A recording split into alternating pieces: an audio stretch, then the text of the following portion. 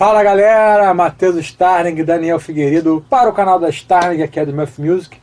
A gente estava aqui conversando nos bastidores, né, antes de gravar, comentando sobre o álbum, né, que está em andamento do Daniel, que ele, chamou várias participações aí interessantíssimas, Paul Gilbert, Jennifer Batten, Eric Coryell, falecido, né, mas quem? Greg Howe, Paul Gilbert, muita gente, César Hines do Terço. Então assim, muita coisa maneira. Eu falei, a gente tá aqui comentando, vamos gravar isso, né? Essa troca de ideia, de colaborar com outros músicos, chamar outros músicos para os nossos trabalhos, como que isso engrandece, como que é a experiência. Enfim, hoje então o assunto é esse, mas se você não é inscrito, se inscreve, põe o sininho, comente, curta, compartilhe. Sugira novos temas. Então, galera... eu queria aproveitar para agradecer isso, né, que a gente não tem falado, acho que em vídeo a gente não falou isso ainda, como a gente está orgulhoso, né, do retorno que a gente está tendo. As pessoas vêm falar com a gente pelo WhatsApp, pelo e-mail, e comenta ali que a gente tem contribuído, né, com os nossos pensamentos, nossas filosofias, que é um pensamento para a gente mesmo. A gente fala e a gente está querendo melhorar cada vez mais. E a gente resolveu fazer esse brainstorm filosófico filmado para poder, né, trocar também, como se vocês estivessem aqui conversando com a gente. E a gente lê os comentários todos, sempre, está sempre respondendo. E vários vídeos saem dos comentários, né? Sim, exatamente. Então está sendo muito legal, obrigado aí pelo retorno, pelos comentários e sugestões. Está sendo muito legal para a gente. A gente está curtindo muito isso aqui. Para a gente é complicado. Por isso até que a gente faz muito de improviso, porque não dá tempo de preparar. Nossas vidas são muito cheias de compromisso, um atrás do outro. Hoje, por exemplo, né, já foi uma correria danada, mas a gente força a barra aqui. Não, tem que fazer. Porque senão também eu fico sem encontrar o Matheus um ano, né? Se a gente não fizer esse vídeo aqui. Se não tiver esforço, né? Mas essa que acontece, a gente percebe que muita bobeira no YouTube, né, cara? Muita besteira. E a gente vê também o que a gente se sente feliz e motivado a continuar fazendo, porque as pessoas também reconhecem isso, né? Falam, cara, muita besteira no YouTube, né? Até a galera que às vezes, a rapaziada que é músico mesmo, em vez de às vezes trazer uma contribuição, também traz mais uma besteirinha para ter uma visualização, nada contra, mas enfim, a gente tenta fazer uma coisa realmente assim, de deixar algum tipo de informação valiosa, por mais que a gente fale de uma maneira informal, né? Mas então vamos lá, começar aqui. Eu acabei de gravar meu quarto álbum, né? Que é o álbum com o Daniel Figueiredo, tocando as músicas do Daniel Figueiredo. Mas eu vou voltar um pouquinho para a gente começar a entrar no Daniel, né? Eu, em 2008, na verdade eu gravei meu primeiro EP instrumental mesmo em 97. Foi lá em Cabo Frio na época, com a galera da região. Não lembro. 6, 7 músicas, né? Tem até um vídeo aí, React, você já viu? Que eu fiz um React, né? Tocando com a Ibanez Jam. Enfim, então mas eu não considero um álbum oficial. Depois eu gravei em 2000 um álbum para a Rede Globo local da minha região lá, que foi fiz tudo sozinho, né, no estúdio. Mas o meu primeiro álbum mesmo foi o Kairos de 2008, que eu considero como o primeiro álbum da minha discografia.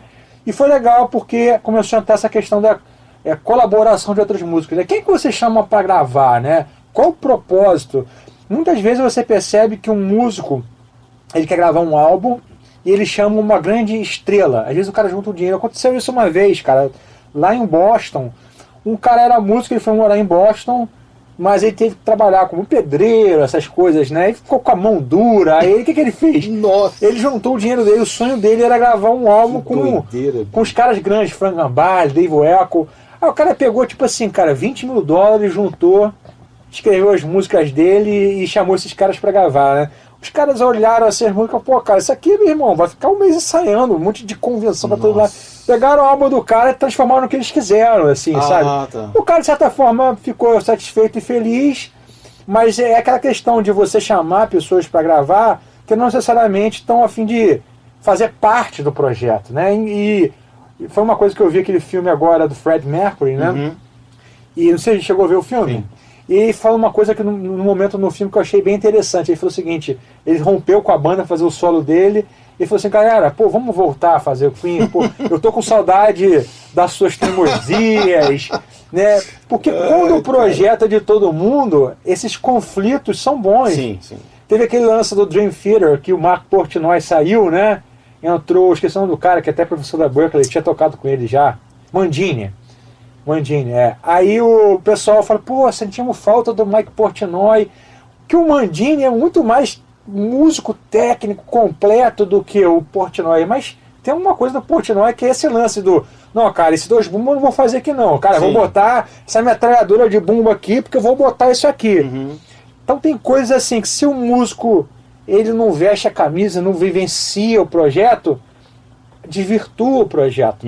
Teve um outro rapaz também, que aqui esse aí realmente eu não posso citar o nome, mas ele foi para Nova York, cara, gravou um álbum com grandes músicos lá, as composições dele, ele chamou os músicos e a galera tocou o álbum, até concorreu, cara, a umas categorias de prêmios e tudo, mas no final, cara, o álbum ficou a cara dos caras.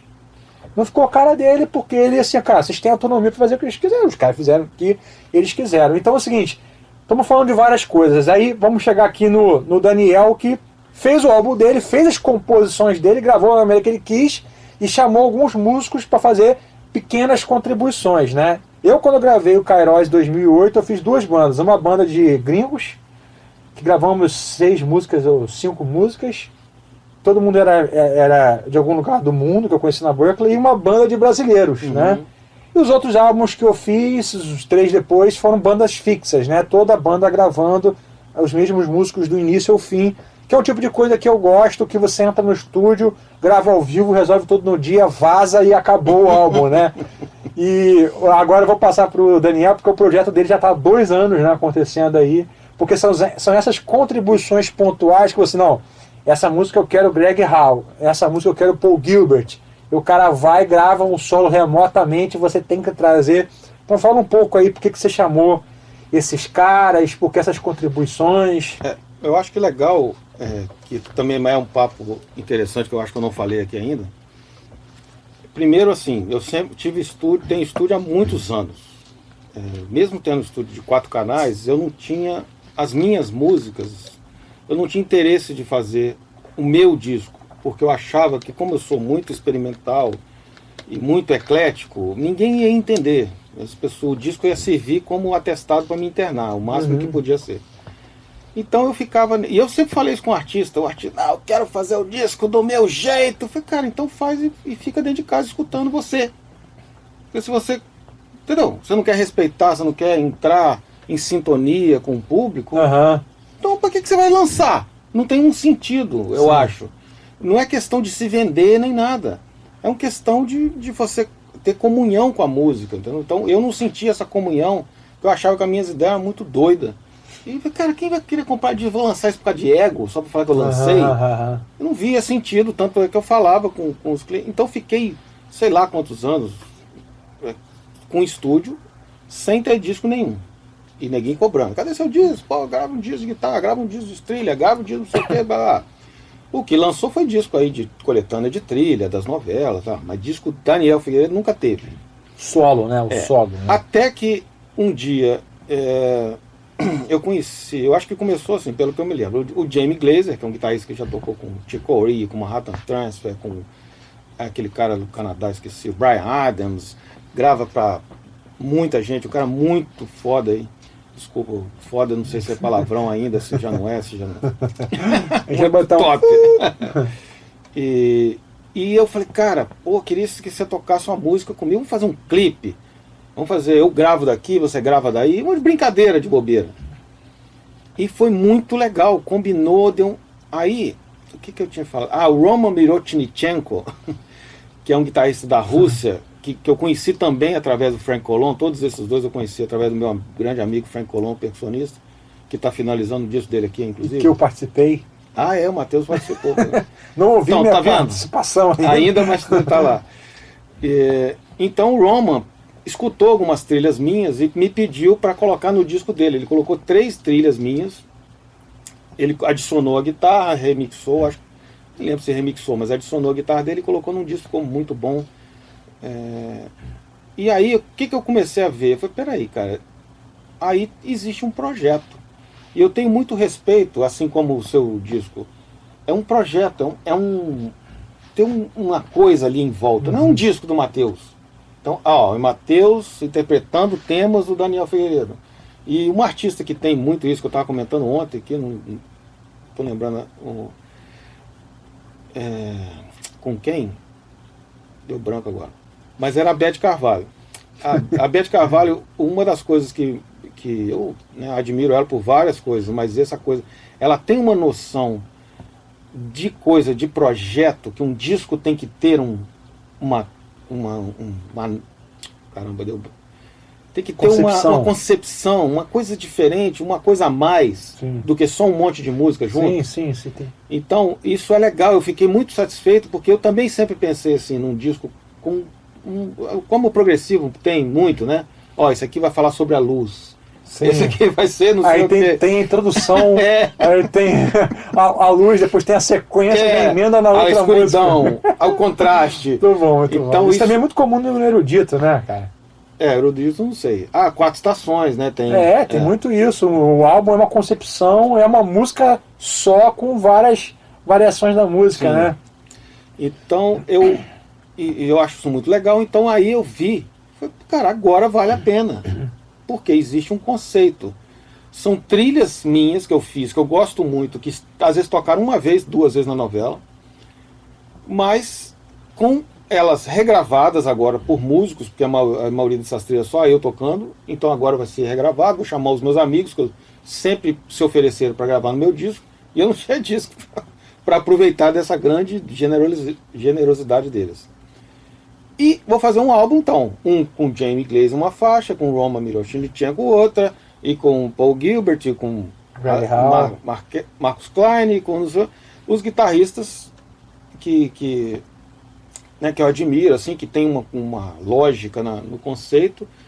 E aí fui fazendo, só que eu já sabia que era um disco longo de se fazer, que ia varar anos. Porque, além disso tudo, de escolher a música, mandar, e o cara mandar de volta, e teve alguns que a gente pediu para refazer, porque não estava muito no clima, e os caras refizeram. Eu não vou nem falar quem é aqui, mas a gente ficou até, o cara vai ficar puto, o cara vai mandar a gente a merda. Isso aí é normal, né? Não, mas... Ninguém acerta de primeira o que...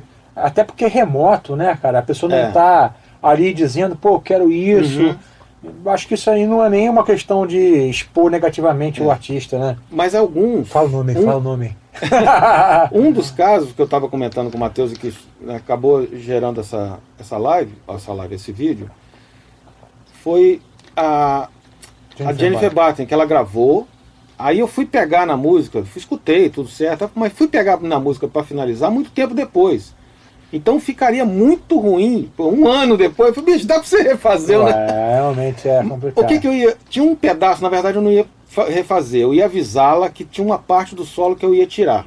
Porque o timbre que ela usou naquela parte era muito estranho, ela é mais experimental do que eu. Uhum. Ela usou um timbre ali esquisitíssimo, muito estranho, que não conseguia, na mixagem, a gente não conseguia destacar. Sim. Porque o timbre era esdrúxulo demais.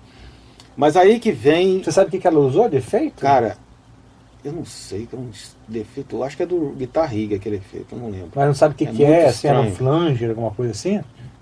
Cara, tinha oitavador, talvez tivesse 2 oitavadores, tinha phaser. Essa música você já lançou, né? Já lançou, essa música chama... Então qual foi a solução? Então, é isso que eu falei. Então, às vezes, o Deus escreve certo por linhas tortas, isso é uma linha torta que chegou num lugar... que uma coisa que parece ser errada e que quando você... Um desafio que acabou me levando para um negócio melhor. É o momento da música que as pessoas que escutam mais se surpreendem. A música é legal, todo mundo está escutando, mas quando chega nessa parte, a pessoa...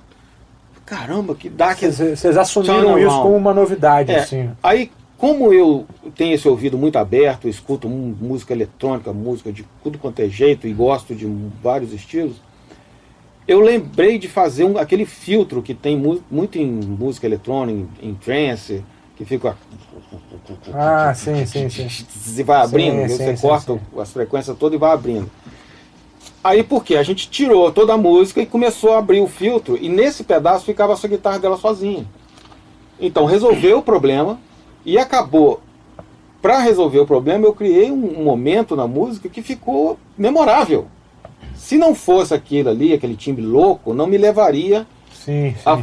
Então eu já contei alguns outros casos aqui que as pessoas te fazem umas encomendas assim, você fica assim, caramba, bicho, isso vai acabar com a música, isso vai... E na verdade aquilo te tira da zona de conforto. Tira da zona de conforto e te leva para um negócio muito melhor. Então tem que saber respeitar isso, essas coisas estranhas assim que vêm, que muitas vezes pode te dar um nível maior de excelência, assim, você pode alcançar uma coisa que você nem estava indo, porque você estava indo no seu limite. Aí vem uma pessoa e te manda para um lugar que você não está acostumado, e aquilo te... Esse foi um caso clássico disso, assim, que... Então você lançou essa com a Jennifer Batten já, e com o Marcus Klein, não Marcus foi? Klein, do Traje a Rigor. Não lançou com o Greg Howe ainda, né? Não. Agora eu estou trabalhando na música do Paul Gilbert, mas eu estava explicando para o Matheus. Para mim, só falta agora a minha fechada de timbres, assim, a minha concepção. Quem está mixando e masterizando é o Paulo Gevô, é um único que tem paciência para me aturar. Eu aturo também, pô. Não, mas nesse caso de mixagem, não sei se você me aturaria também, não. O Gevô, a gente troca, pô, Gevô, essa caixa tá legal. Não, manda processada para mim que tá legal, mas não tá faltando tal coisa. E é melhor eu fazer do que você fazer. Então a gente fica nessa trocação de vai, volta e vai. Eu não tenho esse amor todo por o estúdio, cara. Eu sempre fui um cara meio assim... Chegou, fez, o nosso próximo vídeo vai ser overdub versus ao vivo. Sim. Porque assim, a minha mentalidade musical é toda dessa concepção do ao vivo. Sim. Então se eu fico repetindo demais, eu começo a me estressar, cara. Tá. Coisa ficar estressado. Sempre foi assim, pô, galera, tá bom, cara. Pô, tá bom, mas tem esse negócio perfeccionista que eu acho que é de muito... Você é do estúdio, né, cara? Sempre foi do estúdio, até mesmo por... O que me levou principalmente pro estúdio? Eu não lembrava das coisas que eu fazia, então eu me sentia enxugando gelo. Eu fazia altas coisas na guitarra, criava um monte de negócio e não conseguia lembrar depois. Aí eu falei, cara, se eu não gravar, eu não vou ser nada. Eu vou estar sempre tendo que inventar coisas porque eu não lembro do que eu fiz ontem. Então hoje eu sou assim, cara, gravou, acabou. Se você me perguntar a música que você gravou ontem, eu não faço a mínima ideia. Eu me adaptei, entendeu? Encontrei um lugar. Se eu fosse da época que não existia estúdio, eu não ia poder ser músico. Eu ia ter que ficar todo travado em cima de partitura, em cima de cifra, porque eu esqueço tudo. É impressionante.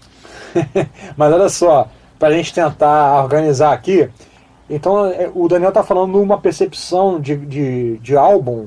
Você vê, é um álbum que tem uma duração longa, que ele está fazendo com calma, as participações são diversas, ou seja, não tem como você pegar um álbum desse e executar muito rapidamente.